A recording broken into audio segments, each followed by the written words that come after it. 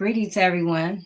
Thank you for joining me on Turning a Moment into a Movement. Thank you for joining me on Turning a Moment into a Movement. Thank you for joining me on Turning a Moment into a Movement. Thank you for joining me on Turning a Moment into a Movement. Thank you for joining me on All right, we having a little difficulties. Just 1 second.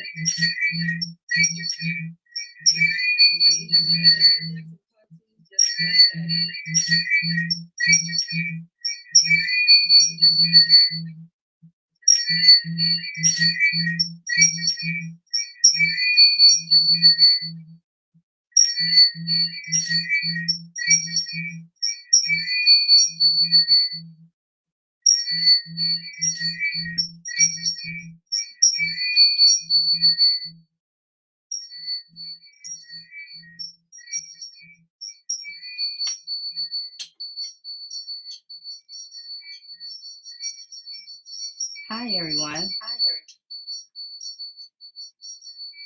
Uh-oh. Still having some problems. Just hold on. Just be patient. Uh-oh. Still having some problems. Just hold on. Just be patient. Uh-oh. Still having some problems. Just hold on. Just be patient.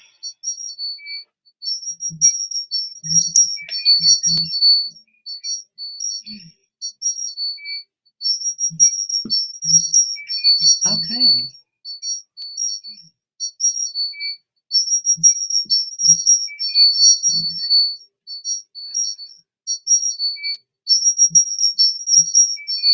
All right, guys. I don't know what's going on today, but I'm trying to get it together. Just give me a second and trying to get it together. Just give me a second.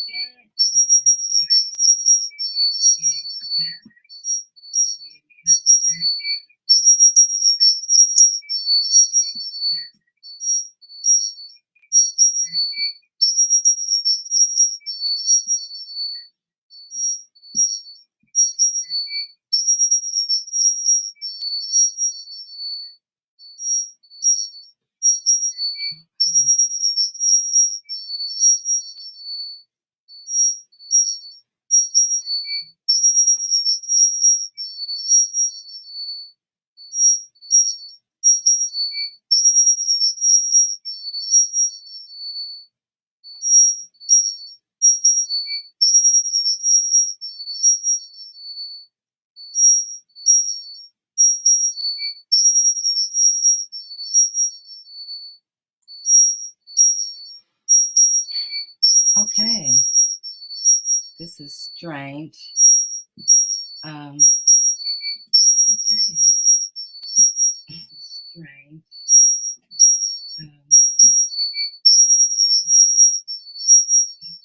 I'm trying to get rid of that feedback, you guys, and then we can go. I'm trying to get rid of that feedback, you guys, and then we can go.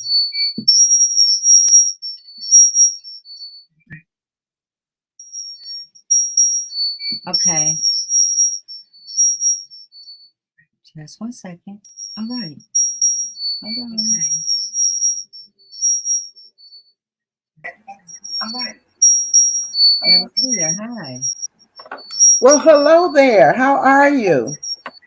I'm great. I'm going to let you talk for a second while I figure out what's going on. Okay. Well, welcome everyone to turning a moment into a movement. And we are so glad to have you tonight joining us as we change the narratives on everything that is happening in our community and realizing who we really are. I'm so excited being a part of turning a moment into a movement and locking arms with wonderful brothers and sisters who really desire the good to happen in our communities. Being a part of Transforming Love Community, where that's a whole wonderful area too of transforming lives. And it is important for me that I participate in everything that I do and believe that I do that and that my life makes up what is my belief system. And so I'm part of the G100 Wisdom Women. I am also part of Michigan Social Justice Network.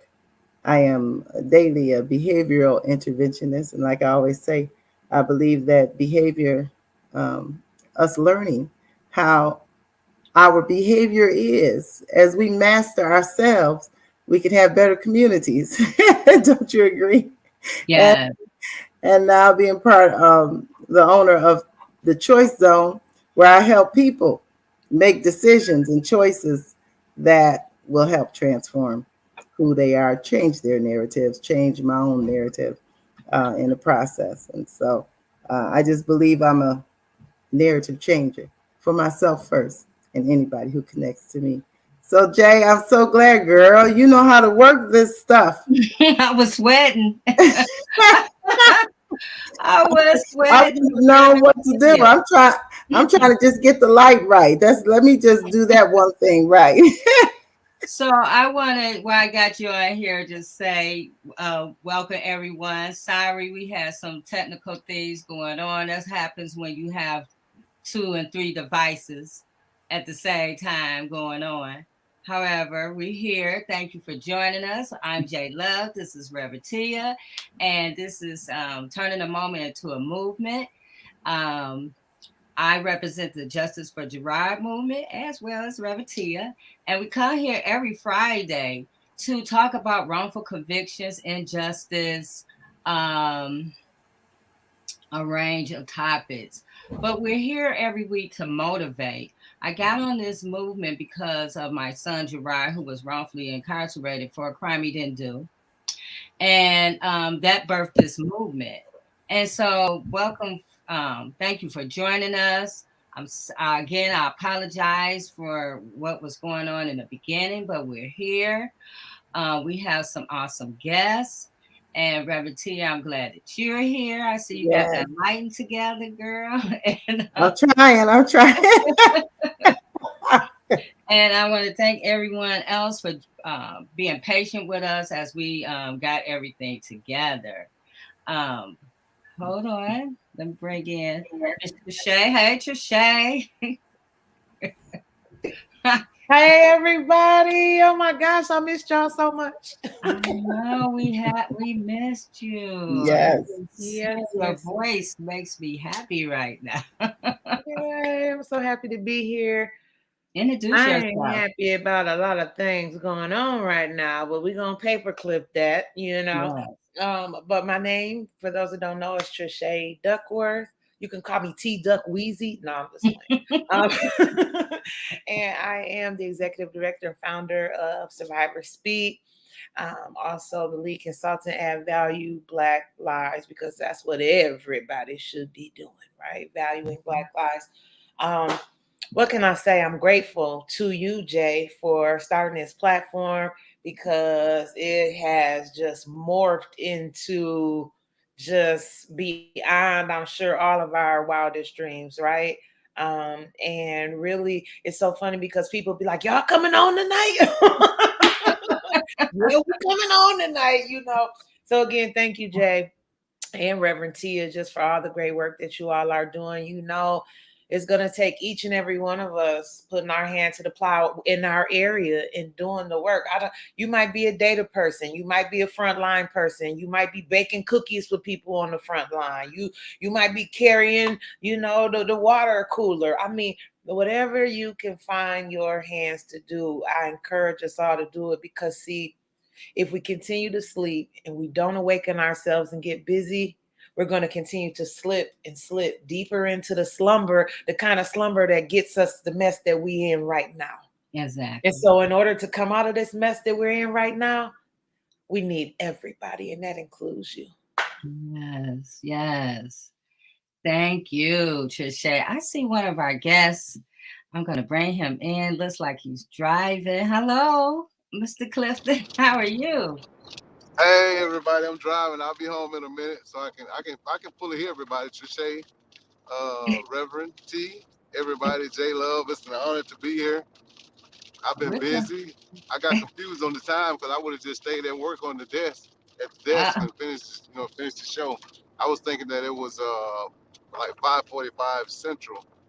That way I would have time. I would have been at home on my laptop and everything. But I'm driving. But no matter if I'm driving, I can still hear, I can still comment, and I can still give my input. I'm Maurice Clifton. I'm from Mississippi, a little town called Mount Bayou. I served 23 years of incarceration. Excuse the rain. I love the rain, though. But I served 23 years of incarceration. I've only been out 2 years, a little over 2 years, January 10th, 2020. Since being out, I work as a chaplain at the Mississippi Department of Corrections. With that being said, man, I chose to go back in because there were so many people in my state that were still lost. So I wanted to go in and be a beacon of hope to lead them out of that darkness or out of that slumber that Trishay was talking about. You know, so many men are still on the outside. They're sleepwalking. You know, they're part of the walking dead. And they're unconscious of the ills and the injustice that goes on with our justice system. So I think that a lot of people, like Trishay said, need to wake up, you know, and join the movement, join the fight, because I was wrongfully convicted. But in order to get my freedom, I had to accept freedom from the new law called the First Step that Dream Corps and so many Amy can do. Stones were crowded and so many people fought for my release. I had served 23 years of a 33-year incarceration as a first-time offender for 6.4 grams of cocaine. So I think that I had no choice but to get back into the fight because I was wrongfully convicted firsthand by corrupt. Everybody in my case went to prison starting in 2001, and they still didn't give me a release. Every agent on my case has been to prison or either committed suicide. Yet and still, I had to get out on a law, the First Step law. You know, so none of that even mattered to the Northern District of Mississippi. So it was imperative for me to get back into the fight and fight for the guys who are still incarcerated in the federal prison and in the state prison. I didn't know my own home state had so many problems in it. You know, so I just want to be a part of the change. I recently got ordained about a month ago in Chicago, and so that's one of the things. I'm getting ready to go back to seminary school to finish my degree, just landed a scholarship. So I'm just out here working. Like I said, my nonprofit sales deals with helping formerly incarcerated people make that transition home. And I work with families of the incarcerated, people who are incarcerated, men and women. So I do community work here in my hometown as much as I can. I give away stuff. I cook food during the holiday, and I try to do something once a month just to give back to my community, you know, with whatever God blesses me with. And he definitely has blessed me, you know, with a lot and a network. I'm also co-host with James Jones. Me and him used to walk a track and talk about things like this. What can we do to change the world? Not just our circumstances, but the world. And so we have a show called The Growth Hour that we have every Sunday that Jay is privy to. So I'm not going to take up the show. I'll come back on. I'll accept any questions. I'll answer them honestly to the best of my ability. You know, my lived and learned experience. So, you know, I'm here. Thanks for the opportunity. Yes, thank you. We're gonna have a really great conversation, and I know you're gonna contribute a lot to it. I see Mr. James Jones look like he's driving too. Hey. Hey, how y'all doing? Yes, I am driving. Please forgive me for this. However, it was very important for me to attend this show. You know, so regardless of what I'm doing or where I'm at, I wanted to make sure that I was on the show. You know, so I wanted to first thank you for inviting me for being on the show. You and the panel for inviting me for being on y'all's show. With that, I'm going to go ahead and give a brief background of myself. Kind of hard to follow the gentleman that just went, you know, but I'm going to do the best that I can. Okay. I myself was formerly incarcerated in the Federal Bureau of Prisons for almost 22 years. I came home and I founded a nonprofit called the Reinvention Center out of necessity for the services that we are offering. Let me expound on that. When I was in the halfway house, I seen a lot of people that didn't have support and didn't have the things that they needed, and they were returning back to prison.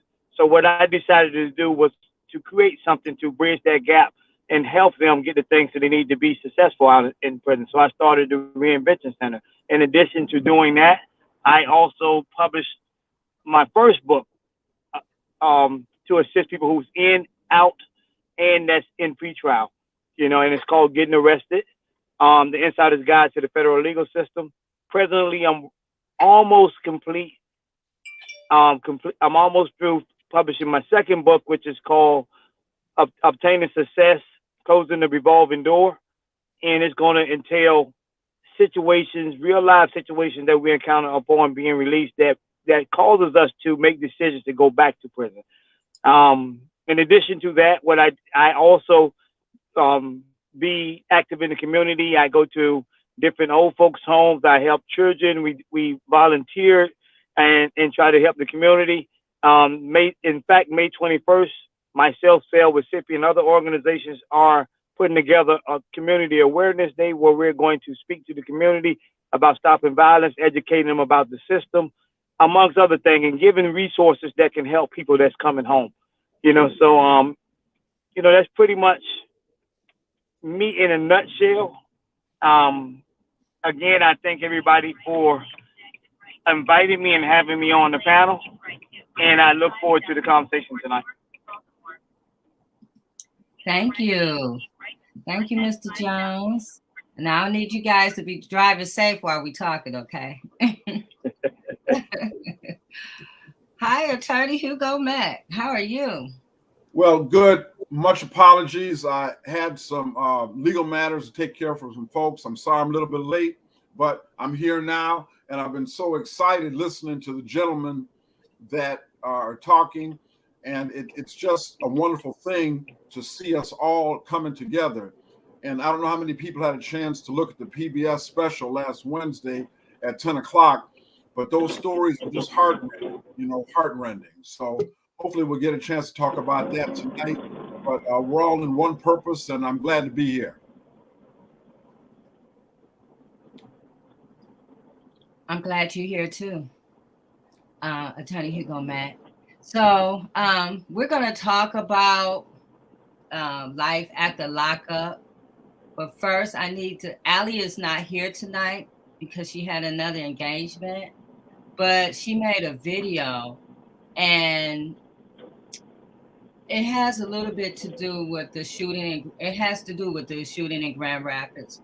But also, I thought it was important to play it because someone left me a message and said, will we be talking about what happened in Grand Rapids, because they have been in prison for 17 years, and what's going on is triggering their PTSD. And that has a lot to do with life after lockup, the mental part. So I'm going to play what Allie left us, and then we're going to start the conversation there, and then we're going to just take it on. All right, you guys, here we go. My name is Alexandria, and I'm a community activist in the metro area, also part of the Oakland County Prosecutor's first ever Racial Justice Board and the Oakland County Democratic Party Black Democratic Committee. On April 4th, Patrick Lyoya was pulled over by a Grand Rapids police officer for a traffic violation where the plate on his vehicle did not match. When the officer approached Mr. Lyoya's vehicle during the traffic stop, Patrick stepped out of the vehicle. The officer asked for his license, and then that's when Patrick asked, "What did I do?" Patrick began to flee on foot. When the officer caught up to him, a tussle began. At no point did Patrick gain the advantage. At no point did Patrick have a weapon. The traffic stop resulted in Patrick Lyoya being murdered. He was shot in the back of the head by the Grand Rapids Police Department police officer. After numerous protests, the Grand Rapids Police Department released the video footage. There has also been national support for unedited footage to be released, as well as naming the officer. The family of Patrick Lyoya is calling for the unedited video to be released, for the officer's name to be released, and for the officer to be prosecuted. The family of Patrick Lyoya is now pursuing a lawsuit with the help of attorney Ben Crump, who also defended the family of Trayvon Martin and George Floyd. In a press conference held by the Grand Rapids Police Department, the police chief, Eric Wenstrom, said that the case was being investigated by the Michigan State Police as a way to be an unbiased and fully transparent as well as independent investigation. If Grand Rapids Police Department were in charge of the investigation, it would be a conflict of interest. But the Michigan State Police are still police. They also are participating in racially profiling Black people. Most of those that they ticket, most of those that they arrest are Black people in overwhelming numbers. The American Civil Liberties Union also sued the Michigan State Police last year for racial profiling. The Michigan State Police may have made public statements about racial profiling existing in their policing, but they haven't made public statements about creating an independent civilian-led expert oversight. They haven't made any statements about creating independent oversight that includes ability to revise use of force policies, ability to subpoena police officers at the state level. How could anyone expect justice for Patrick Lyoya when the Michigan State Police is participating in the same activity as the Grand Rapids Police Department? Patrick Lyoya was 26 years of age. He was a Black male from the Democratic Republic of Congo, and he came to America to escape the violence in his homeland. And on April 4th, he was murdered by a white police officer in Grand Rapids, where he was pulled over for a traffic stop because his license plate did not match his vehicle. He was face down on grass and was shot in the back of the head. You cannot shoot an unarmed person just because they resist arrest. You cannot shoot an unarmed person because of the color of their skin. What's preventing this from happening in other cities around the country? What's preventing this from happening in Dearborn, Southfield? What's preventing this from happening in your city? Nobody's above accountability. It's time for elected officials on a local level, district, and state level to take an aggressive stance in support of holding police officers accountable. I stand in support with all the activists on the ground protesting for justice for Patrick Lyoya. Prayers to the family of Patrick Lyoya.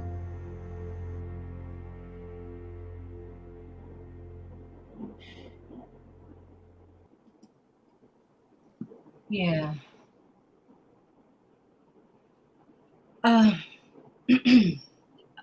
Trisha. Now why you call me first? You had that look on your face. Oh my goodness. Let's go. I can truly resonate to whoever reached out to you and talked about the PTSD because when I watched that video, it just shook me to the core of my soul. And then I began to see comments like, see, if they would just comply, then they won't die, and just high levels of ignorance. And I think that what some folks aren't factoring in is the language barrier, right?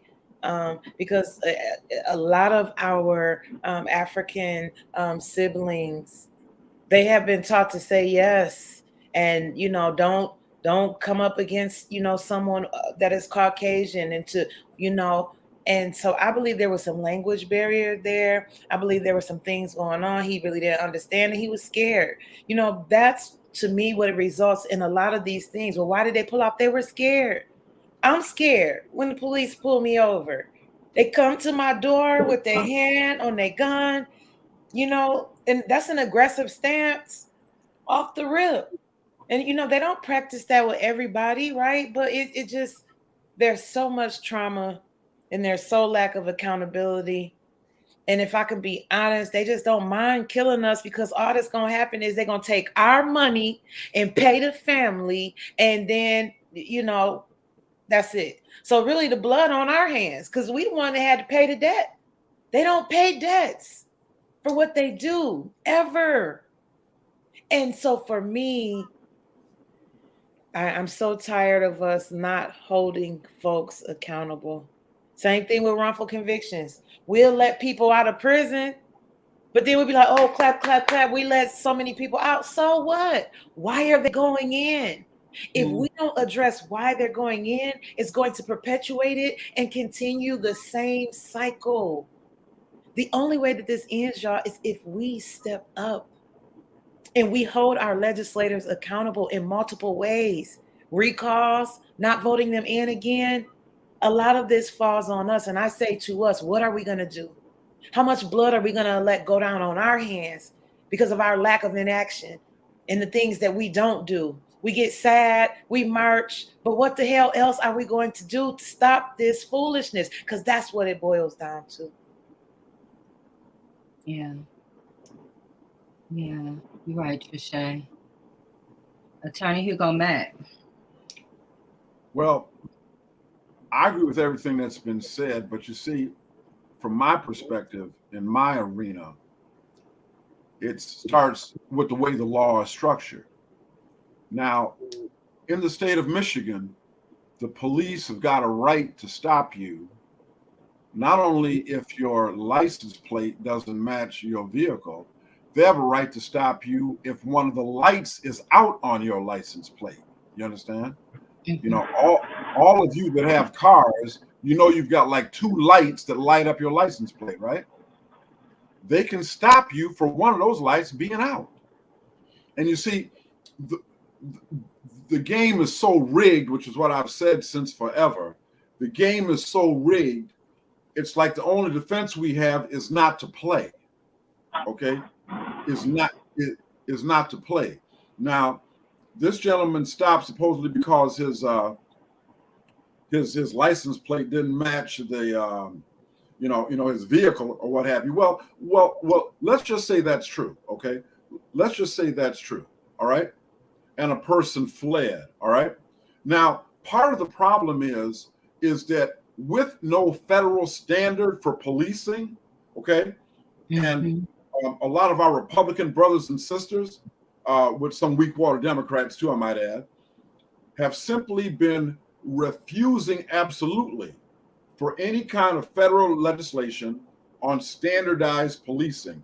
That's what we need, all right? So yes, when people are talking about holding local officials accountable, believe me, I know. I ran a campaign to try to be sure local officials are held accountable. But the problem is the police know that they are their own little kingdoms, okay? Over 18,000 police agencies in the United States of America. No standardized conduct for any of them, So now Grand Rapids is a pretty rich community. I think Grand Rapids is the second largest city in the state of Michigan, if my memory serves me right. So you can assume with that western part of the state, with the DeVosses and Myers, and all those kind of things, there is a lot of money out there. And when I say a lot of money out there, I'm just going to be very candid. There's a lot of money out there to keep people that look like the people on this panel in check. Okay? They view themselves as rivaling Detroit, superior to Detroit in terms of resources and money. So what I'm saying is, it does not surprise me that a black man would be stopped. I'm not saying he knew the race of the man before he stopped him, but the way that it escalated. So let's say somebody flees. Part of the problem is you've got that police culture of machoism, of manhood. Who the hell are you to run from me? I'm going to teach you a lesson. You're going to run from me. You don't run from me. You don't cut and run on me. And that problem is when you have that isolated incident. And what's the stuff about the body cam? Isn't there some controversy about when that body cam was turned on? So we don't know the whole story, all right? But I do know this. I've done enough murder cases to know when somebody's shot in the back of the head, it's hard for me to think they was putting up a fight. It's very hard for me to see putting up a fight. So I want the truth to come out, and God bless all of you for insisting on the truth to come out, because if we've got another George Floyd situation, well, then let's get it on and send somebody's butt to prison. Yeah. Maurice? Ooh, yeah. I just think that it's a sad situation, and I think that a lot of our struggles come from us not knowing the law where we live or the law period. You understand what I'm saying? Mm-hmm. Because anytime they confront us, their their their level of them them feeling like they're in danger goes up just because of how society has taught them, how their families has taught them. These are the same families, these are the generations of the same families that brought their kids to lynching. So we got to be mindful of that. These are the same families that created laws to imprison us after slavery. You know what I mean? These are the same families that didn't want our kids to come to school with them. You know, before Brown versus the Board of Education, and then all the way up until then, they still gerrymander us out of society. Now, I was reading some of the comments when I seen the clip when it was shared on Facebook, and they had a lot of people talking about watch the whole video. He took the taser from him. I had sort of the same similar situation happen to me in Chicago, but I didn't run.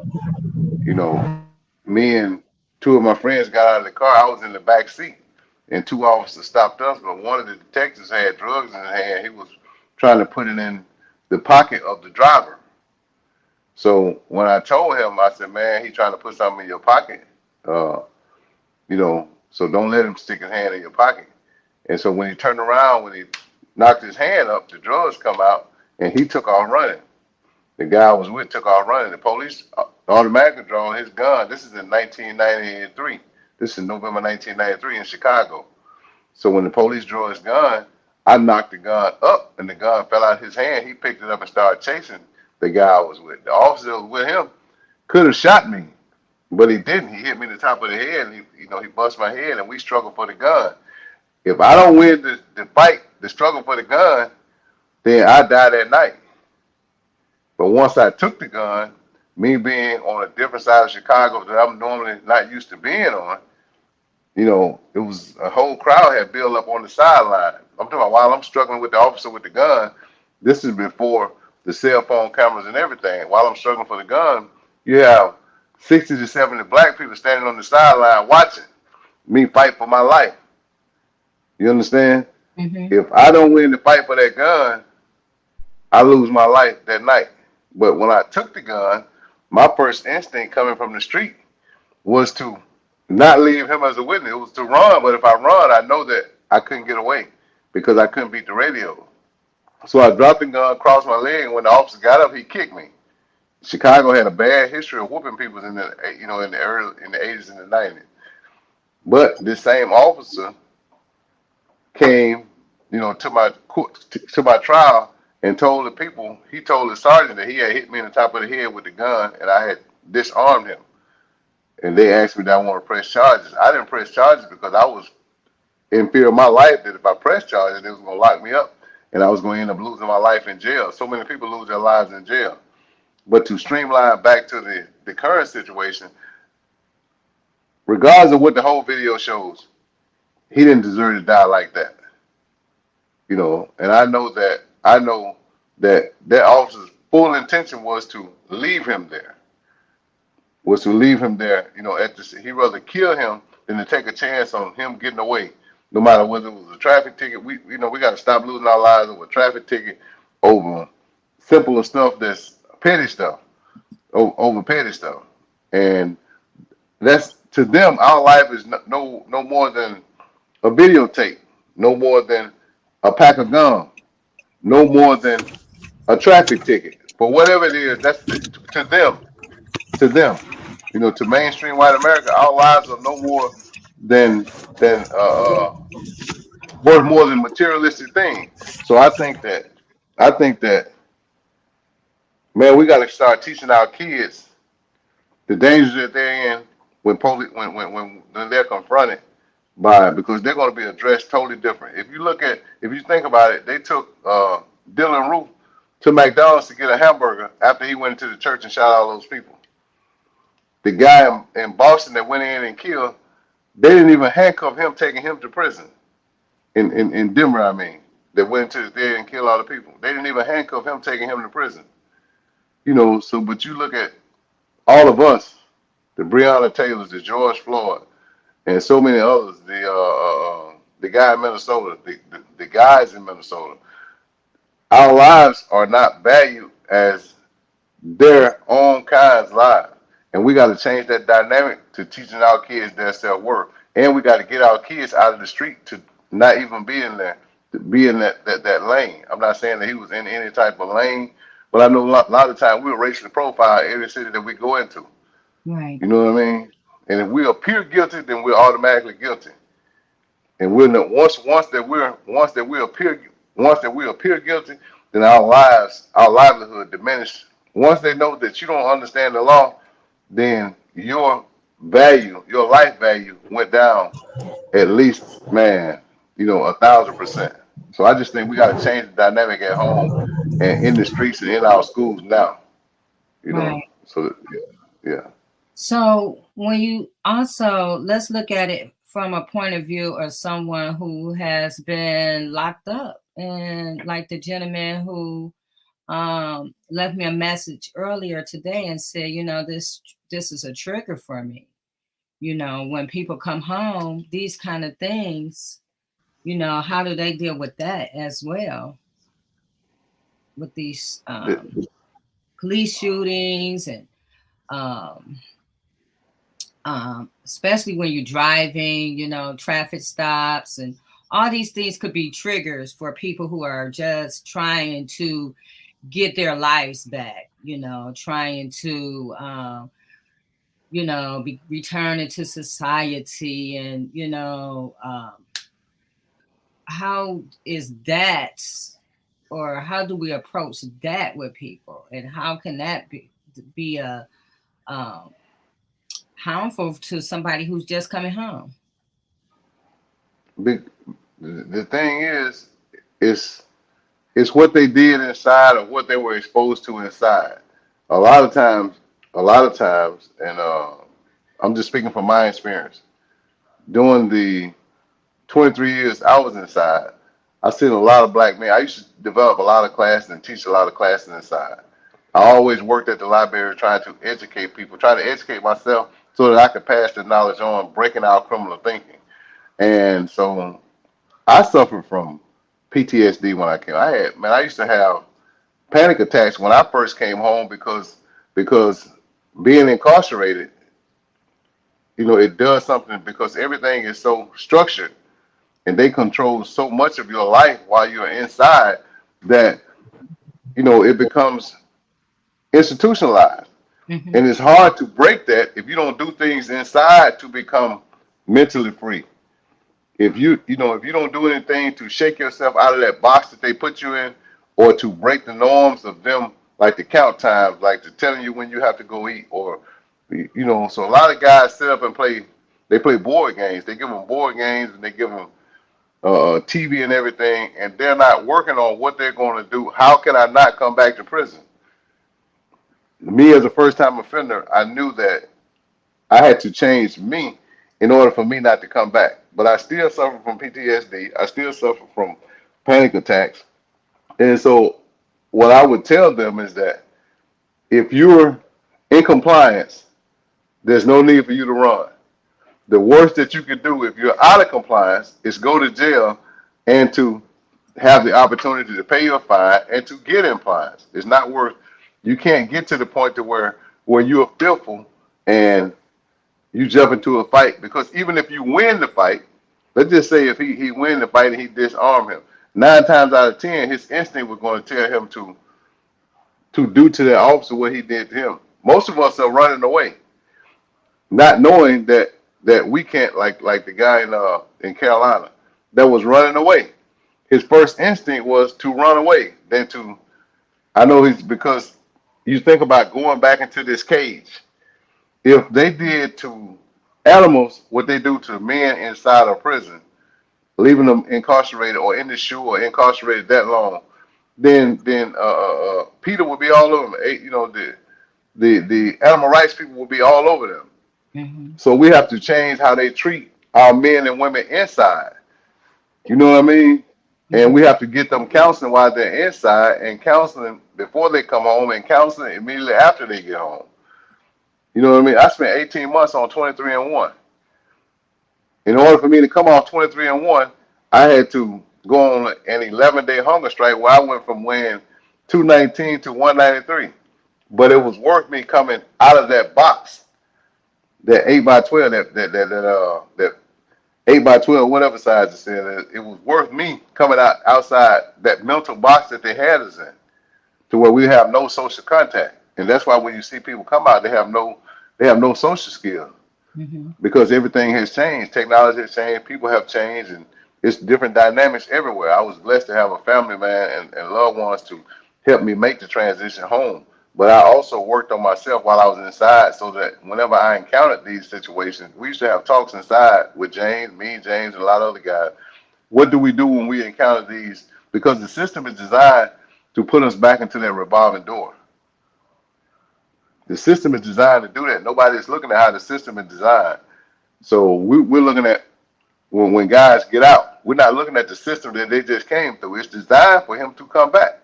Mm-hmm. It's designed, the maze is designed for him to return back to where he just came from, not to become a productive citizen in society. You got to work extra hard and study the maze in order for you to navigate through it. And it's still hard for, myself to navigate through it. So I have to be conscious of every decision I make. Even when I'm stopped, by the police now, I have to be conscious that I have a record, and that's going to put up a trigger for him in order to, and to become panicked. So I have to, under all duress, I have to remain calm because I know that my very life is in danger at that very moment. Right. Yeah. So, I don't know, man. Counseling is the best thing that I can say.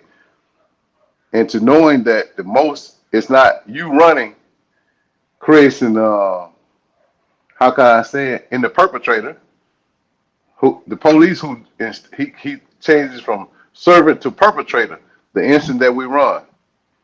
Right. Because that's how society has taught him. That's how his mother and dad has raised him. There are only a few who don't think like that. Because it's always been that they felt like they were superior to us in everything. You understand? That we're not even worthy to be, especially if we've been incarcerated, that we're not even worthy to be in the same room. We're not even worthy to be in the same conversation. Right. And so they're gonna protect their system with their very last breath.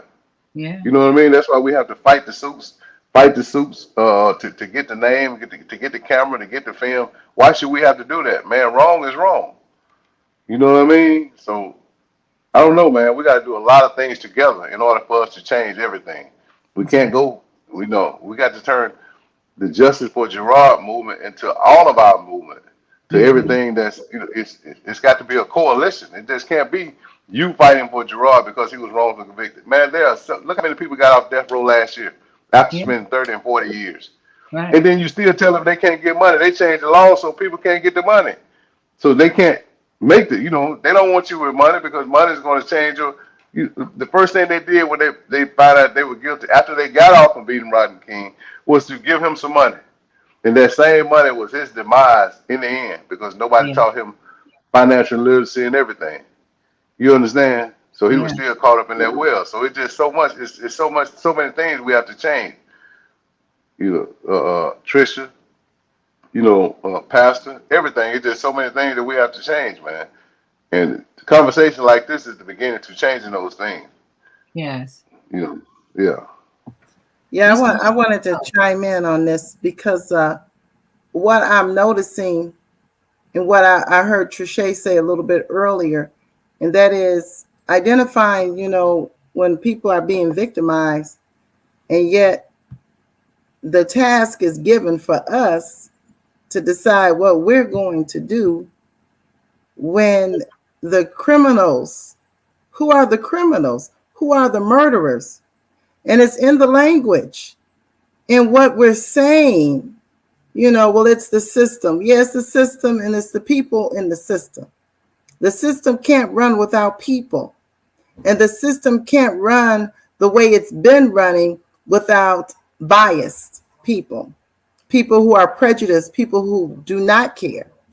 This is a system.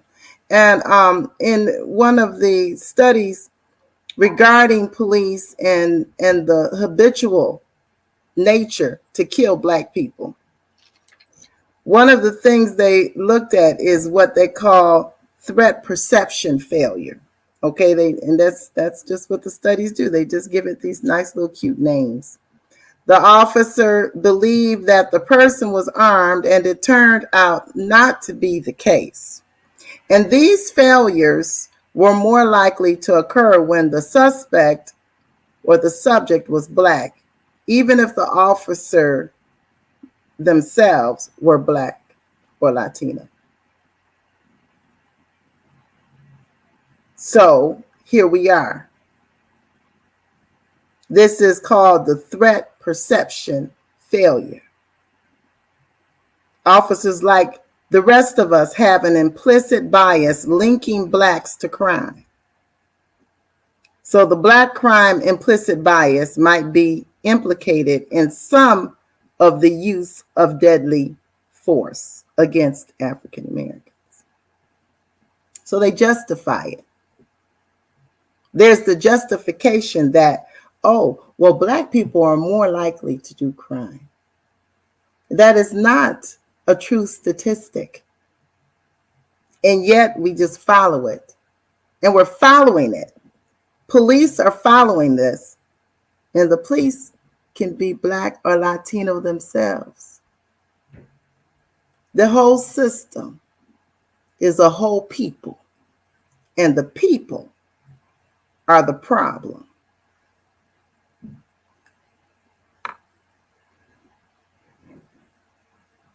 We need to make changes on so many levels. Can I say this one thing, J-Lo? Go ahead. Okay, well, she didn't say yes. I'll take that as a no. I guess I'm in the no talk corner. Okay, then. Hugo Mack punished once again for something he didn't do. So, okay. Okay. Look, and see, the thing of it is this, is that in 1964, 2/3 of the prison population was white. See, we let people make us forget history. But in 1990, 2/3 of the prison population was Black, brown, and everything else. So what happened to change it from 2/3 white in 64 to 2/3 non-white in 1990? And see, part of the problem that I think that we as Black people have, we continue to allow people to take examples of something heinous or something wrong and put us in that category, but we refuse to return the bias and prejudice. Okay, and as godly people, I understand that, but a prime example is this. They will take an instance of a Black person selling drugs, or you remember Ronald Reagan with the welfare queen? Remember that? Remember that when he was running for office? Talking about a welfare queen with a Cadillac and how she was ripping off the government and having fur coats. Remember all that? Well, he was talking about a Black woman. You see, and what happened is we allow them to continue to define us. It's like putting us all in a barrel of acid. And then it's up to us to try to swim out that. And so part of the problem is when they talk about Black crime and victimization, you notice we don't hold all Caucasians responsible for Hitler. We don't hold all Caucasians responsible for Mussolini. We don't hold all white people responsible for Joseph Stalin. We don't hold all white people responsible for Timothy McVeigh, okay? But you see, we continue to allow other people to define us, okay? To define us, the welfare queen. And it pisses me off so much to see the disrespect leveled at Black women, you know, because some women are in a sex trade who happen to be Black. But yet the way I see my own wife, my sisters disrespected on the streets because of the color of their skin. So part of it is, and I know you probably get tired of me talking about Black men, but Black men have got to stand up and be who we're supposed to be. And I've said it before, I'm going to say it again. We have to look to ourselves to protect our community. I've heard a woman named Shay Duckworth say, ain't nobody else coming. Ain't nobody else coming. So we've got to step up and start policing ourselves and looking out for ourselves. And when you say hold people accountable, that's exactly right. But I also heard somebody say one time, we become comfortably numb. You know, if it ain't our door getting kicked in, well, they shouldn't have been in it. You know, I got to get my nails done, or the football game coming on. I can't get caught up in it. So, let's just stop letting people redefine us and hold us accountable for things we had nothing to do with while we give everybody else a pass. That's all I'm saying.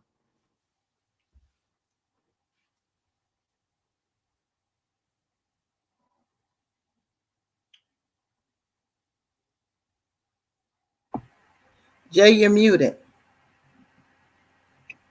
Okay, I'm gonna mute myself and I'm gonna pull over so I can give this comment. No, we all right. 'Cause I'm gonna make sure, I'm gonna get where I'm going eventually. What I want to say is this here. I want to go back to the topic of the show, which is life after prison. I feel that life after prison doesn't start when you get out of prison. I think it starts when you're in prison. You should start preparing for that life after prison while you're in prison. A lot of things are offered that we don't take advantage of. The gentleman saying that was a trigger for him. And I'm sure it is. It's the trigger for all of us. All of us get upset when we see it. It's what we do after we see it and after that triggers it that matters. So what we have to do is take advantage of the programs that are in prison, the psychological programs and stuff that you can go through to change your mindset. Because myself, at first, I was like the gentleman. I used to get upset all of the time. And then when I started building and working on myself in a lot of ways, not just through the counseling, but counseling is very, very important in order to transform your mind and transform yourself into a better person.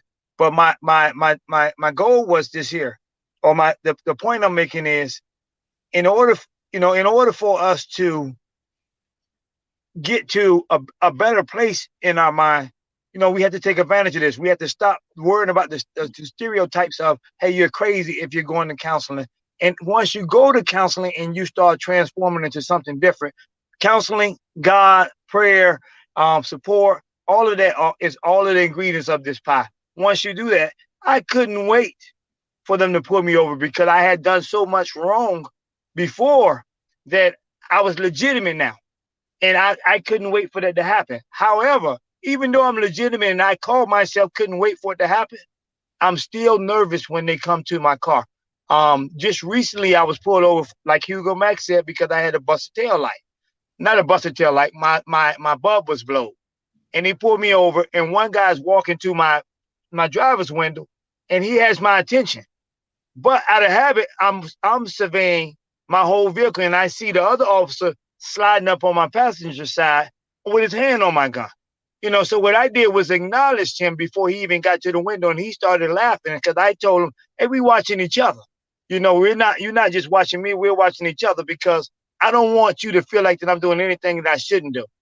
So it's okay to be triggered, but we have to ask ourselves, what are we going to do, to change our mindset so we don't have the same actions we had before we went to prison. To me, that's what's important. I agree. Ramtia.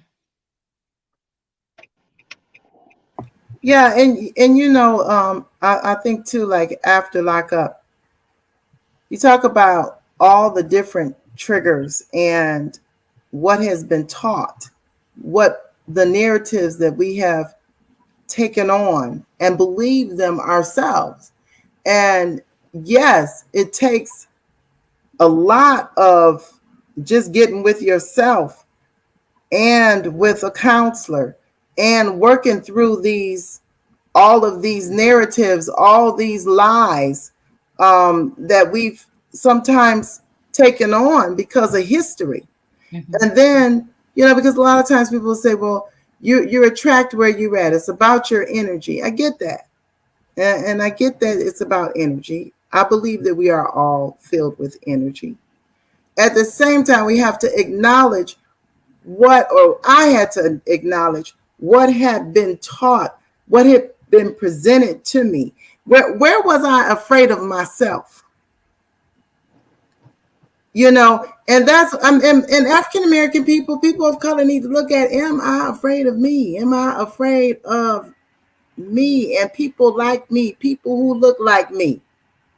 Have I passed judgment on my brother? Have I passed judgment on my sister?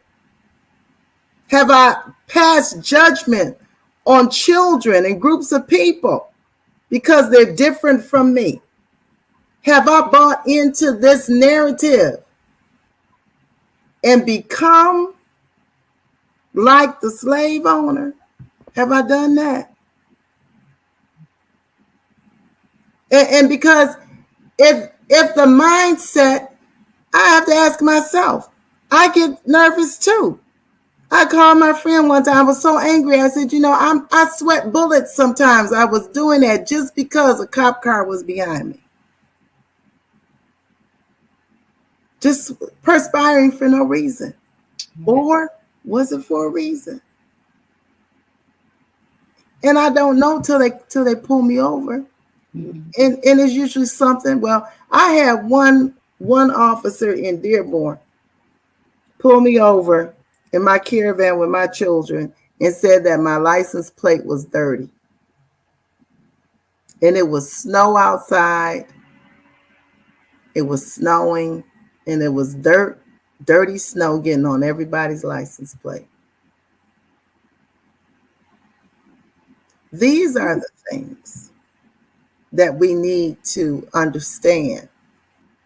And then ask, how can I make a difference? And I'm telling, please start sharing, get in touch with us, let us know people who need to get out of office. Who is their replacement? Who is standing up for the cause that we stand for? So, yeah, Reverend Tia. So I'm going to go to the program that we watched the other day, Life at the Lockup. And there were different stories that was presented in this PBS program. But a few things that stood out for me was how people came home, and this one lady who was coming home, she had nowhere to go. And so she constantly had to, she went back to where everything began, you know, where the drugs were at, where the people that she, had more in common with. And so when we see these things, and I think about how it's hard after you are a felon, there's not many places for you to stay. And if you don't have family members, if you don't have someone who is concerned about your well-being to take you in or help you out until you are able, that could be a path that a lot of people take. So I heard when Mr. Jones was saying about, you have to start before you come home. I think that's big, but also I think the system doesn't set you up to start where you come home, because where do you go? Mr. Clifton, Maurice. I beg to differ. I taught re-entry 19 years inside. Okay. It's just that men choose to do their times differently. You can take on a compound with 2,200 people. If I have a resume writing class, if I have a criminal breaking class I started called Breaking Ties, like breaking your criminal thinking, I might get 15 people. When out of 2,000 people, 1,800 are black. You know what I mean? Out of 2,400 people, 1,800 are black.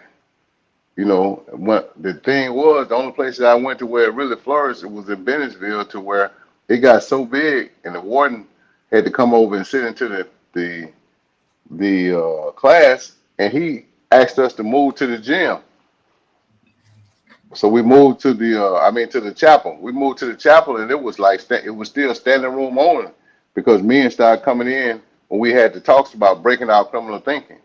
Because you can get out. I know guys that have gotten out here in Mississippi, and when they put them out on a Saturday with $25, and he's catching the bus from here in the Mississippi Delta down to the coast, which is about a 6-hour drive. So it's about an 8 to 10 hour bus ride. He had made it only to Greenville, and he went to the bus station and turned himself in and said that he couldn't make it because the state is not really set up to prepare people for release. We're working on that now. In addition to being the chaplain, I'm a reentry coordinator, so I try to bring in programs to help guys deal with the transition of going home. So I have to make a conscious decision for myself. No matter what class is offered, if I don't take it, it won't benefit me. There are several classes, guys getting their degrees in prison, anything, but guys will not go over and take the more the GED. We have more guys incarcerated who don't have their GED than it's the greater percentage of the population don't even have their GED, and you can't take a class in the federal system until you get your GED. So guys don't want to put in the work to get their GED.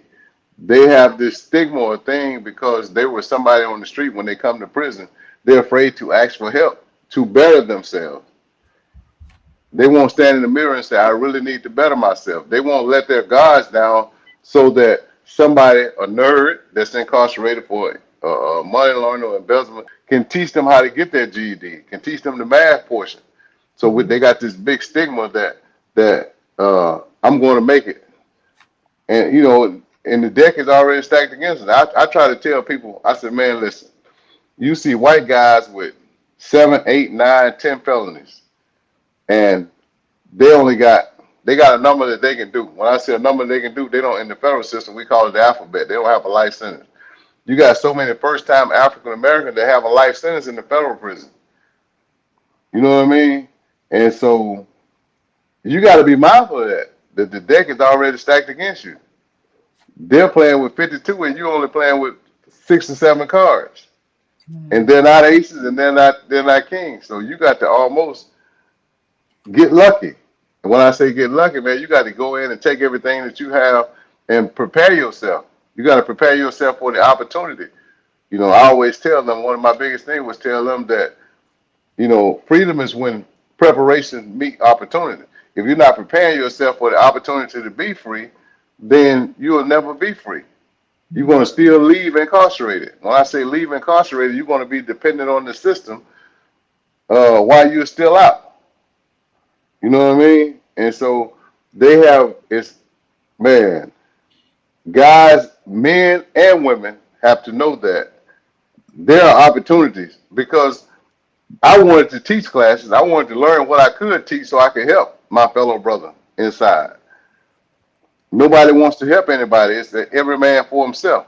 It's designed to keep us divided, man. When you look at Michelle Alexander's book, you look at it that they create systems, the whole Willie Lynch platform, but it's the systematic form of the Willie Lynch syndrome, to where they divide us up in classes and they make us chase things that don't even matter to us.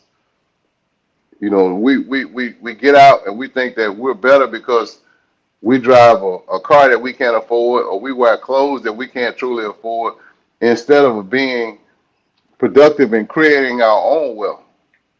We're dependent on the system. The whole time they're in there, they're dependent on the people. They're dependent on the people to feed them. They're dependent on the people to clothe them. And they think that they're going to automatically come out. I ask guys right now, when I go in every day, what are you going to do when I get out? Everybody say, find a job. I said, okay. Find a job doing what?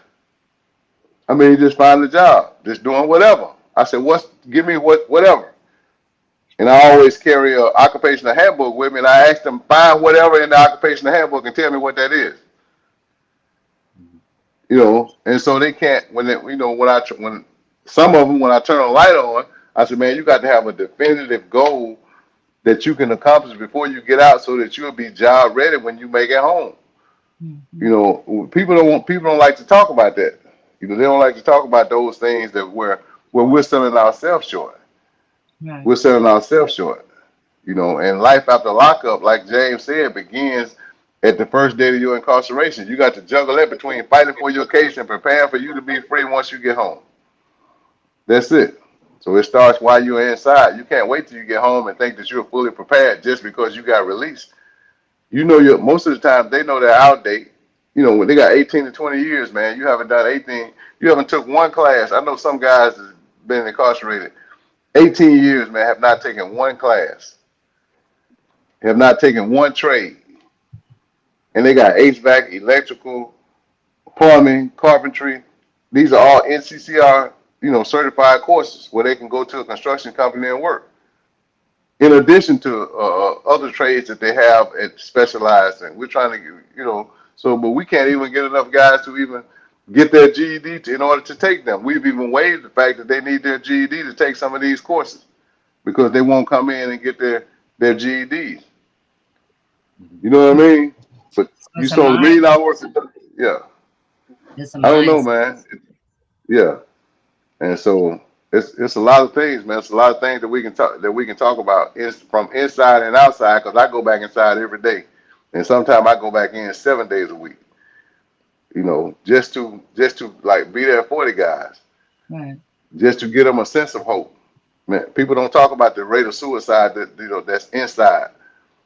They don't talk. You know, we expect a guy who been in segregation for 2.5 years to come out and release him from segregation and think that he's going to be normal. He's been in a cage for 2.5 years. And you think that he's going to be normal. He's going to come out. You just created a precedent. If you lock a dog up for a year straight, when he come out, he's going to bite the first thing that come near. Mm-hmm. You understand? Yeah. So is the human psyche. Right. Man, no, I'm telling you, man, we got to address these issues. We can't keep sweeping these issues under the rug.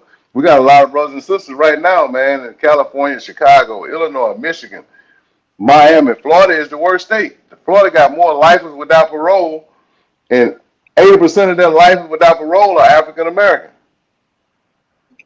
We got to look at how the whole prison system was formed in Mississippi and Alabama and Louisiana and Texas. It was formed after Reconstruction because there were too many free black men. Mm-hmm. So they created a system. They created laws like vagrancy and all type of laws that, man, we even have a record right here to where we had the youngest man ever, you know, incarcerated. He was 10 years old. He was incarcerated for vagrancy. He served 18 months for vagrancy at 10 years old. You know, the youngest person executed in Georgia, Antonio Swinney, at 12 years old, with a woman twice his size. She's saying that he raped her. He was 12 years old. You know, we don't talk about these atrocities and horrors in here. I mean, man, you know, when people think about Mississippi, you think Mississippi, the South period, the Alabamas, you know, where they was sicking the dog on us, where they was hanging us in the open, where they were, you know, where they were coming in at night, burning our houses down. You know, they don't talk. That's a mental trauma in itself. But we don't talk about how all these prisons were formed after Reconstruction, designed because there was too many free black men here in the South. So that's why a lot of our people migrated. And then they came up with laws. We don't think about how Nixon before COINTELPRO designed the marijuana law and the LSD law to lock up African Americans. You know, the people say how they changed the law. We don't talk about how our current president wrote the crime bill, the 1994 crime, but how he authored the crime bill to make the tough on crime thing that spun off, you know, with Clinton and start with the crack law and everything. So we don't talk about how laws are designed, the draconian laws in Michigan. Right. How you change them just a little bit so you can just hit the release valve and let a few of us out to think that you did, and the world sees that, okay, they changed the law in Michigan, they let a few people out. But it's still 75% African American who are still incarcerated to crimes that should be misdemeanors. Exactly. In Mississippi, you can get three misdemeanors, 3 Class A misdemeanors, and get a life sentence. But a white guy can get 16 felonies and not do 5 years. You know, so the system is designed to incarcerate us. It's designed to keep us not free after incarceration. Right. You know what I mean? He got a life. You get out on probation, you got to see a probation officer and pay. You just gave me $25 to get out of prison. If I don't find a job within that first month, my $25 to the probation officer is due. then I have to, if I don't pay that, you're going to violate me and I got to finish the term. Let's just say if I made parole on a life sentence, if I miss my $20 payment in that month, the probation officer, who's off-time white, can violate me and send me back to prison. And then I have to do it 5 years before I come back up for probation. Yet and still, you haven't given me a contact for me to find a job. Right. You understand? This is happening all over, man. This is happening all over. Right. Yeah. But on the program, it was saying that the probation officer's job is to basically he's an overseer. He doesn't do anything he's not a social worker. He doesn't do anything to help you find housing or help you get a job. He's just there to make sure that you're following the rules of the probation. And that's it. He's an extension of prison. Right. Attorney Hugo Matt, I have a question about the state system. Is it pretty much the same? Is it like, do they have these kind of opportunities for education and things like that? Well, first of all, there's a whole different set of guidelines for the federal system than it is for a state system, okay? Now, one of the things that President Obama did with his attorney general at the time, a man by the name of Eric Holder, was starting to understand the difference between powder cocaine and crack cocaine and the way those charges were charged and the disproportionate number and the disparate sentencing between crack cocaine. I mean, it's both cocaine. Crack and powder cocaine are both cocaine. But crack cocaine, prevalent in the African-American community, you had predominantly black men, I might add, charged and convicted and given like sentences 5 times as long as a white counterpart with powdered cocaine. That is clearly a cultural bias right there. Remember what I said. In 1964, 2/3 of the prison population in the United States of America was white. In 1994, excuse me, in 1990 now, 2/3 and growing of the prison population, state and federal, is non-white. So in other words, those dynamics have just split, have just switched. So to answer your question, in terms of the state system, I can speak with some authority with the state of Michigan, and you know, with all due respect to the brother, it is a lot in institutionalization of the system, because in the state of Michigan, you know, there's truth in sentencing. You know, there is no incentive to give a person, and they're already in a cage. To give a person incentive to get out of that cage earlier and try to regain their humanity. So it doesn't matter how good you are in the state of Michigan. You could have 5 GEDs. You could have every kind of trade program, culinary arts, home improvement, plumbing, electrician, et cetera, et cetera, et cetera. You will not get out early from that minimum sentence. And another thing I want to say in the state of Michigan, people have the idea of when they reach that minimum sentence, they're out. That's not true. That's not true. You are eligible to be released, eligible.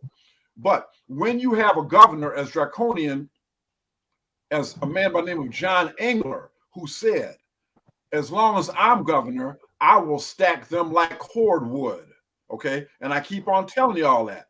I will stack them like cordwood. So what do you have? You have a governmental system that says, we will stack you like cordwood. We have no interest in you getting out early. You are making us money. You are giving jobs to people in these rural communities, Ionia, Marquette, okay? All these prison facilities, like Coldwater, Riverside, okay? All these, Jackson, all these facilities there where money is being generated for the people in those communities, and the vast majority of them are not black, by the way. Those guards that are marshaling us.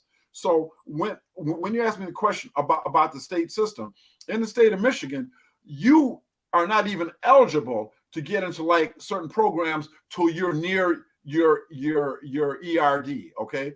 Your ERD. So what happens is you get log jammed. That system gets constipated because you have so many people that want to get into a program, but the programs are limited. And they say, well, you cannot be released until you finish the program. So it's like a circular thing in the state of Michigan, okay? and the governor has made some positive notions in terms of offering programs for people like, electrical programs and stuff like that. But I don't know if y'all remember, for a long time, Black inmates couldn't get a Pell Grant. Okay, couldn't get a Pell Grant. You could not get money to go to a college, university. Some of that has changed now, but not very much. So the system in the state of Michigan is designed to perpetuate itself. It's like a machine that never breaks down. Okay, it's a perpetual motion machine. So the only way we're going to do that is to keep fighting, for example, to put an end to truth in sentencing. Okay, and I urge everybody to sign that doggone petition. Put an end to truth in sentencing. Okay, and stop the people from just putting you in there without any hope of getting out. Okay, so I mean, in the state of Michigan, those are some of the hurdles that we got to overcome. Yeah. Mr. Jones? Yes, I would like to, I wanted to respond to a few things that was said. Okay. The first thing I wanted to respond to was the comment that was made saying that the probation officers are overseers. This is true in a sense. However, times are changing. And I say that because I didn't mention that I am a member of what they call the ARC Court in United States District Court. It's an alternative reentry court. And now it's made up of district judges, United States probation officers, the public defender's office, and the probation officers. So all branches of the judicial system are now participating in trying to implement some type of reentry to help people not.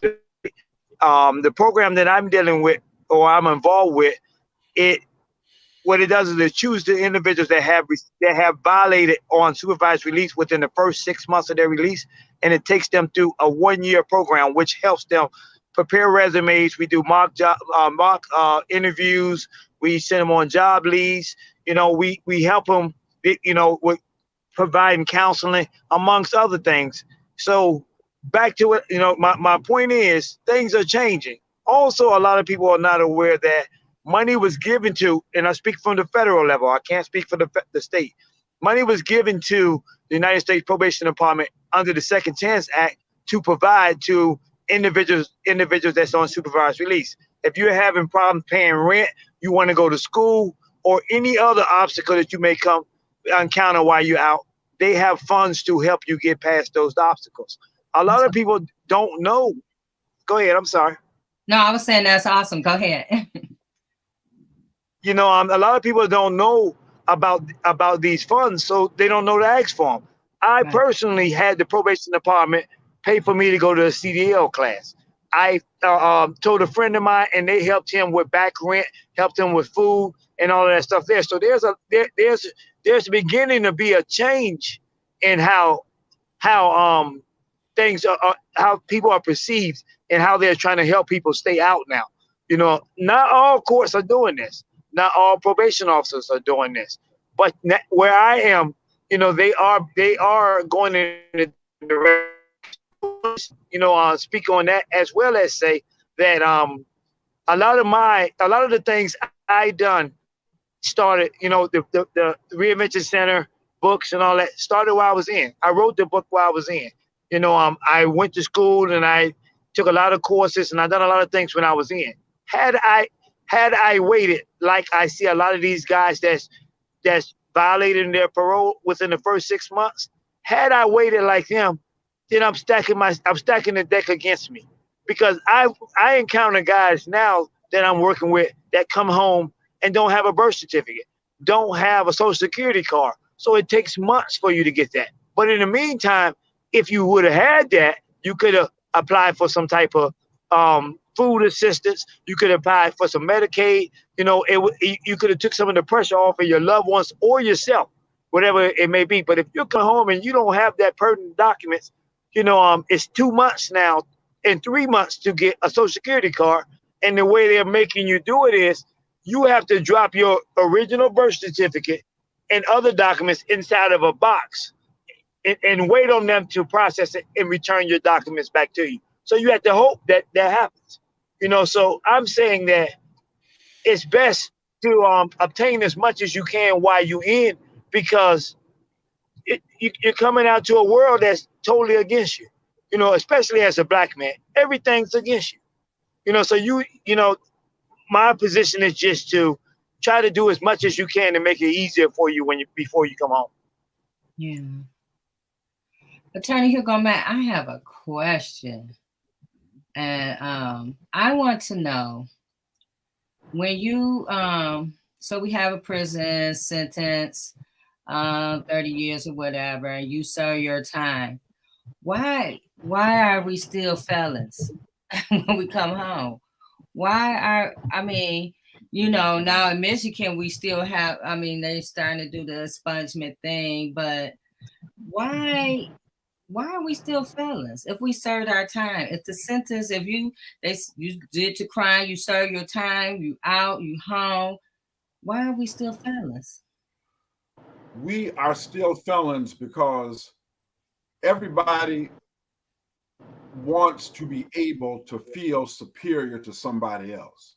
You know, white systemic racism is built on the premise, I don't care how poor you are, I don't care how many kids you have, I don't care if you have no education, I don't care if you live on a dirt farm, at least you ain't black. So what I'm saying is that we need to perpetuate in a capitalistic system, and I am a capitalist, okay, in a competitive system. Capitalism is based on you being superior to somebody else. Yes, it is. Yes, it is. Yes, it is. It's based on you having more money than somebody else. It's based on you having more economy than somebody else. It's based on you having more resource than somebody else. It's based on you having more education than somebody else. It's based on you having more religion than somebody else. It's based on you having more social status than somebody else.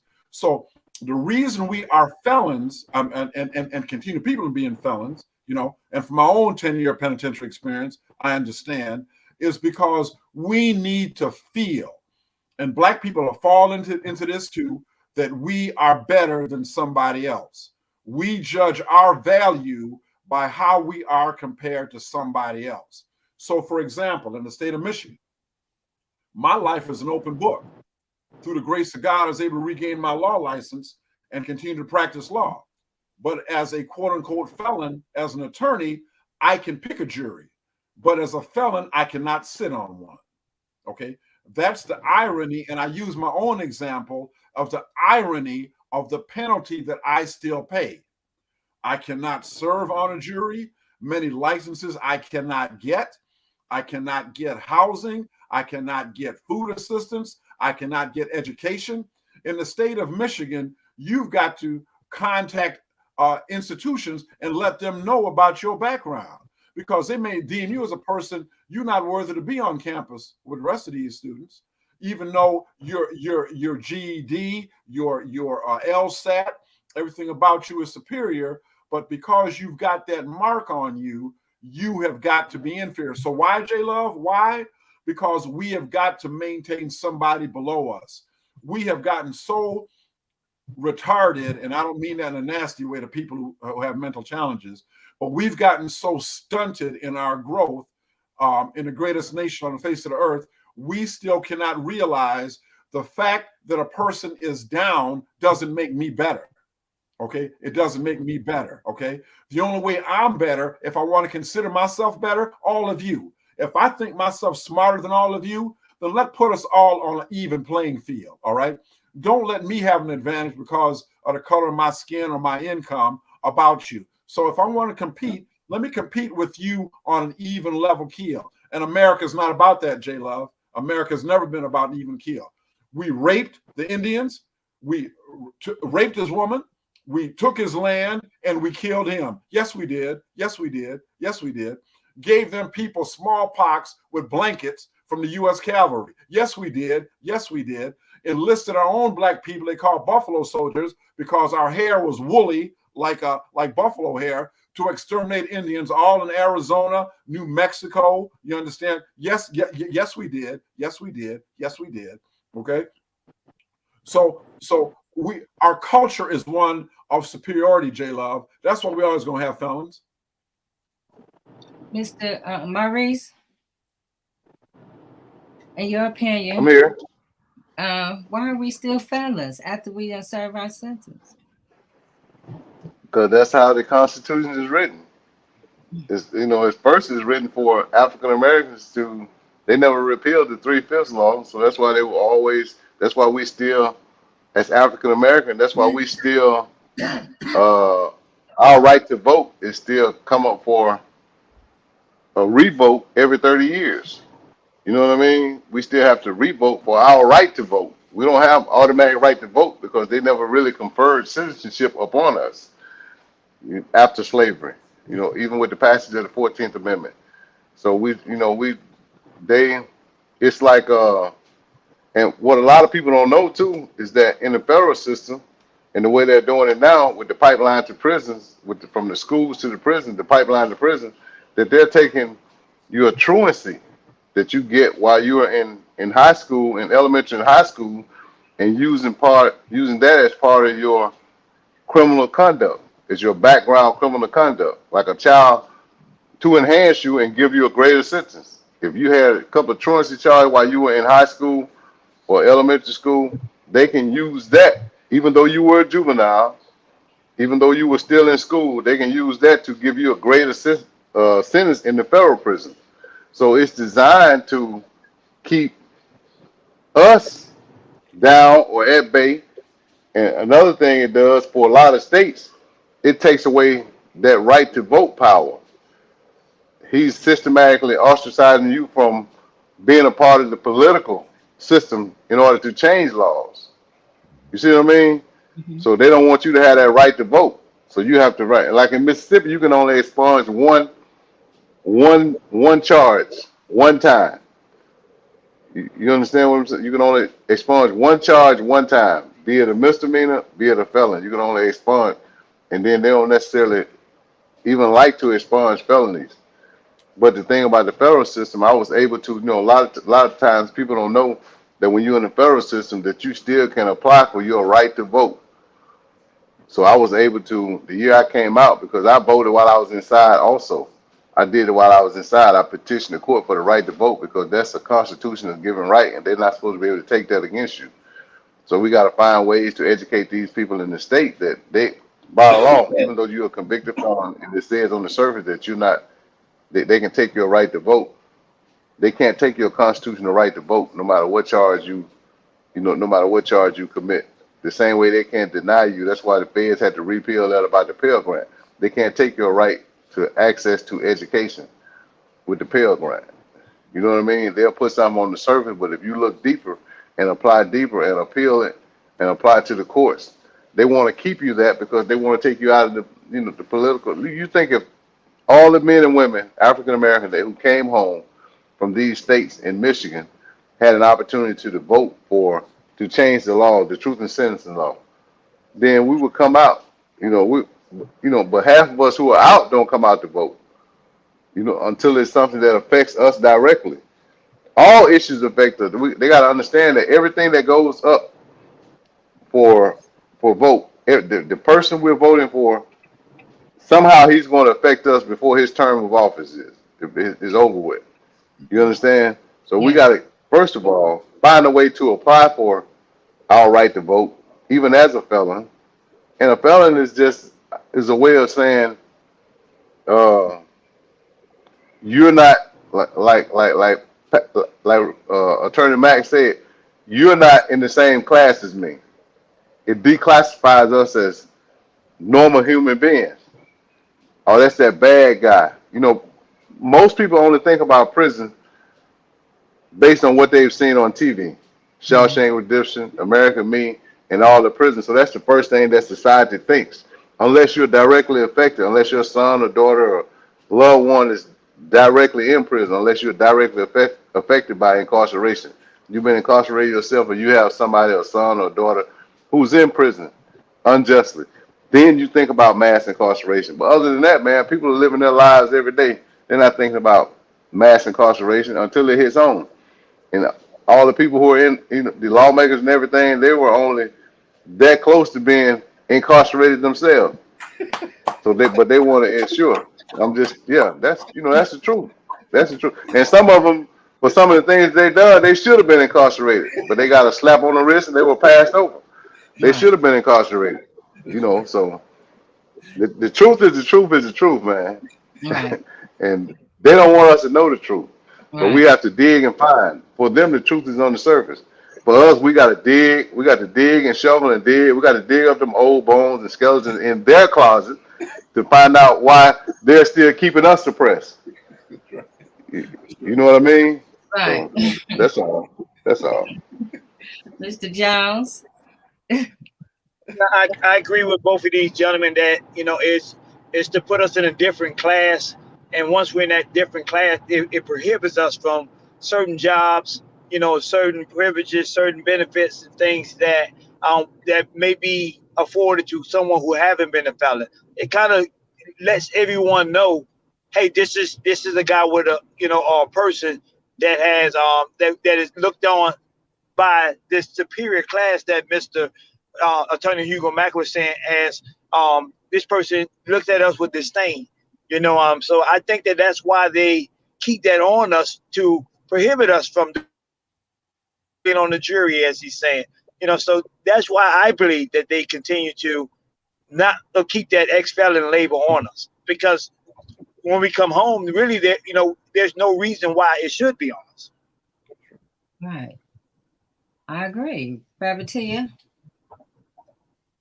Yeah, I think that, you know, what everybody has said so far has been just excellent. I think it's up to us now. And, you know, it is time, it's high time for us to redefine what wealth looks like.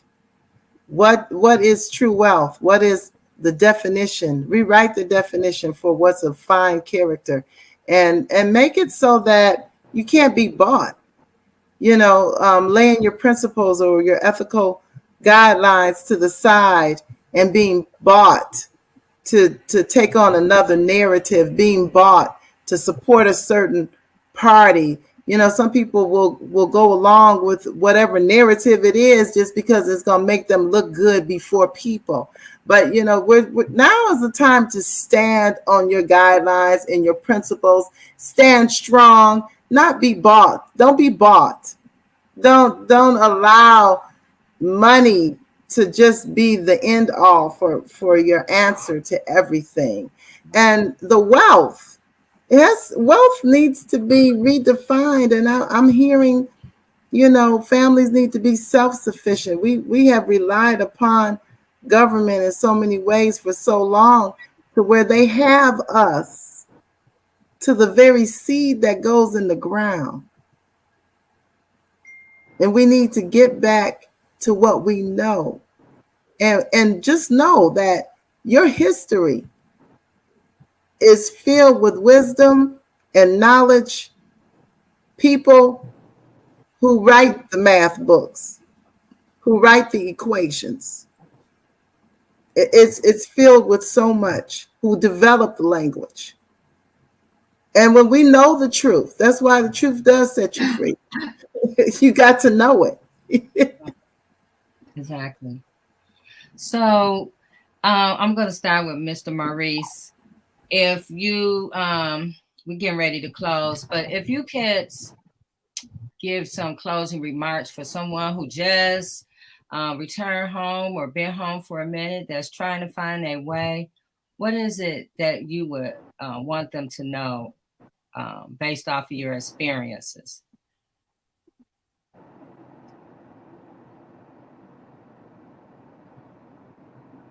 Oh, your mic is mute. I would tell him or her first to be patient with him or herself, because everything is not going to come at once.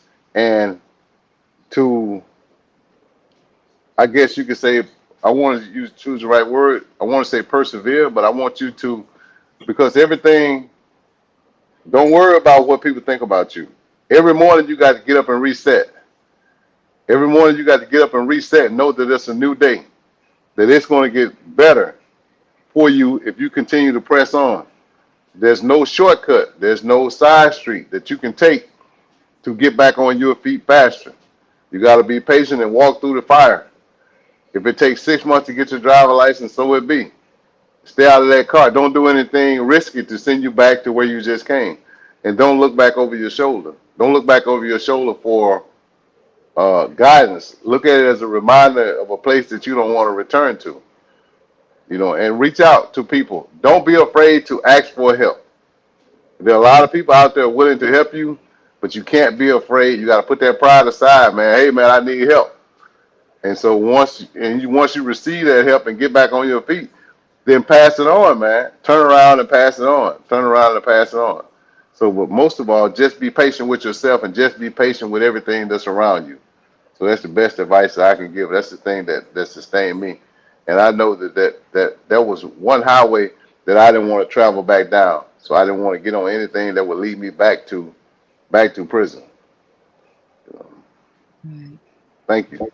Thank you.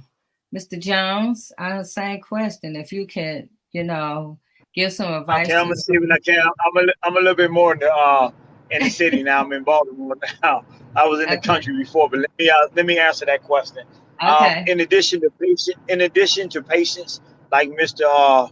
Clifton has said, I want people to. There are several things. I want you to understand that the humility that you showed while you was in jail, because when we're in jail, we work and we work for pennies, and we make things happen. When you come home, you have to keep that same humility. You can't come home and say, "Hey, I don't want to accept this job because it's not paying me enough," or I won't work at McDonald's, or I won't work here. I'm not encouraging nobody to make that a career, but I'm saying use that as a start, as a stepping stone. We worked in prison for 25 cents an hour, or at the most $1.35 an hour, doing jobs that were forced upon us. So keep that humility, that you had in the inside when you come on the outside. And as Mr. Clifton said, if you set your goals and you continue to work towards your goals with that humility, you will accomplish them. Yes, Attorney Hugo Mack, same question. Well, you know what? I've always been a mama's boy. I was Ivy Mack's youngest child, and as far as I'm concerned, her best child. The best thing she ever did was having me. Okay. Now watch. If somebody slapped me down from heaven, that's her putting me in my place. So my thing is this: what I would tell that person are the words of a woman named Maya Angelou, and part of a poem she wrote, "Still I Rise." I just want to read a few paragraphs to it. Okay. You may write me down in history with your bitter, twisted lies. You may tread me down the very dirt, but still like dust I'll rise.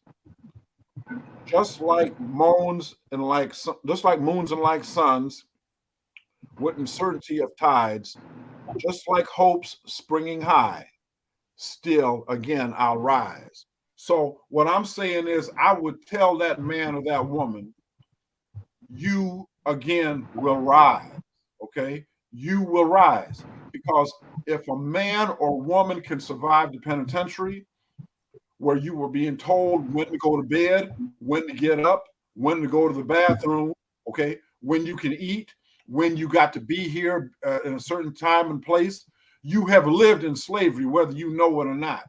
You have lived the life of a slave, all right? And what I'm saying is, if you are brave enough, if being in the penitentiary or the jail, if you are brave enough to stand that and not kill yourself, because like the brother was saying, suicide happens a lot more often than you would ever realize in a jail or penitentiary. So the fact that you managed to get a parole, okay, showed that you were brave enough not to take the easy way out, okay? And I don't care what these men that have been in the penitentiary will tell you. If you want to hurt yourself, they ain't got enough guards around there to stop you from doing it. A lot of the guards in there will stand by and watch you do it. Go back to their office, get a cup of coffee. Am I wrong, brothers? Am I wrong? Okay, you see what I'm saying? We'll Absolutely not. The thing to happen. They will allow that to happen. Either you do it to yourself, or will allow somebody else to do it to you, and nobody see or know a damn thing. And if I'm wrong, these men can tell me I'm wrong. Okay. So what I'm saying is, if you were strong enough to be willing to go through a penitentiary, then don't come out and die. Don't come out and die, okay? Because you got a story to tell. Somebody needs to hear the story of your incarceration. Somebody needs to hear the story of how you endured hearing them guards calling you nigger, which happened to me, by the way. Somebody's got to hear your story about people who look like you wanting to hurt you or shank you or punk you or something like that, to stop them from getting down the road you went into. So that if you're strong enough to come out the penitentiary, you're strong enough to live here. And like Maya Angelou said, like dust again, I'll rise. Yes. Attorney Hugo Mack, I'm looking for your banner. If people want to reach you. Oh, okay. There we go. There we go. And hey, J Love, with you and the other panelists, mind me shamelessly self-promoting because I did a little bit late. Okay. My name, Dr. Hugo J. Mack, Esquire, the people's lawyer, you know, the true king of Scotland, Russia, and the Hebrides. So my thing is that if you find yourself on Trouble Boulevard and your hoopty fitting to get towed, park your car on Mack Street. www.hmaclaw.com is your hookup. HMacLaw is your hookup. HMacLaw is your hookup. And God bless you and I love you. And Mr. Before I'm coming to you, Reverend Tia, hold on. Maurice, if people want to reach out to you, where can they get in contact with you? I'm on Twitter as Maurice Clifton 6. I'm on Instagram at 2_2 Black Sipping. TOO_2 Black Sipping. I'm on Facebook as Maurice Clifton, Maurice Sippy Clifton. And so and my, you can reach me at my at sale with Sippy at gmail.com. Either way. Okay. Yeah. Or you can reach out on my on 2blackapparel.com.